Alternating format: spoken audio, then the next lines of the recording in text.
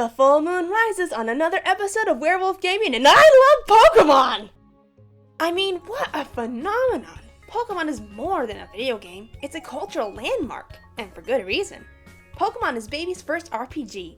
It has all the mechanics of the traditional turn-based role-playing game, but also adds in the ability to not only customize your team from a crazy long roster of magical creatures, but it encourages you to emotionally bond with your magical animals in a ball in ways that other games of the time didn't. Add in a cute electric mouse to lead the way, and you've got yourself a game poised to take the world by storm. And take it Pokemon did, since we're now 20 years later and on the 7th generation of the main Pokemon series. 7! And it's this new generation set in the Hawaiian-inspired Alola region that we're going to be talking about today. One very specific Pokemon in particular, Rockruff and its branching evolution, Lycanroc. Now while Rockruff may look like a cute and kinda pointy little doggy, when it evolves we get a glimpse of something more.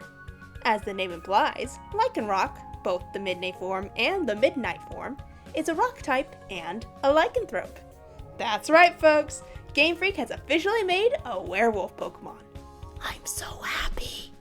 But hold on, Lore Keeper Hannah, I hear you say. If this Pokemon is a werewolf, why is there a midday form?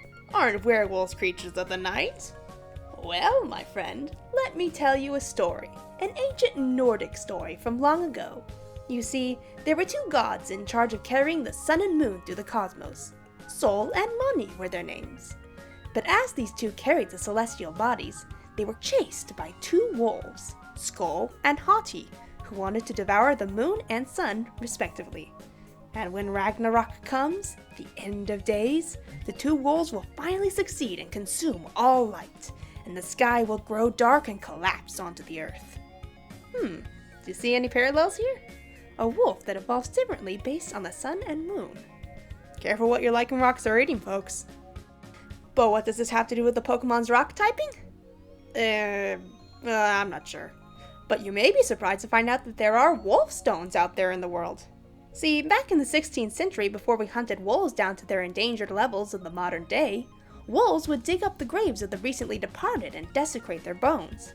So to combat this, giant slabs of stone were set on top of the graves to keep a pesky wolf from chewing on late Uncle Fester's bones, thus creating what we now call wolf stones. It just goes to show Game Freak's creativity and how one Pokemon design can have a whole slew of interesting backstory, just waiting to be discovered.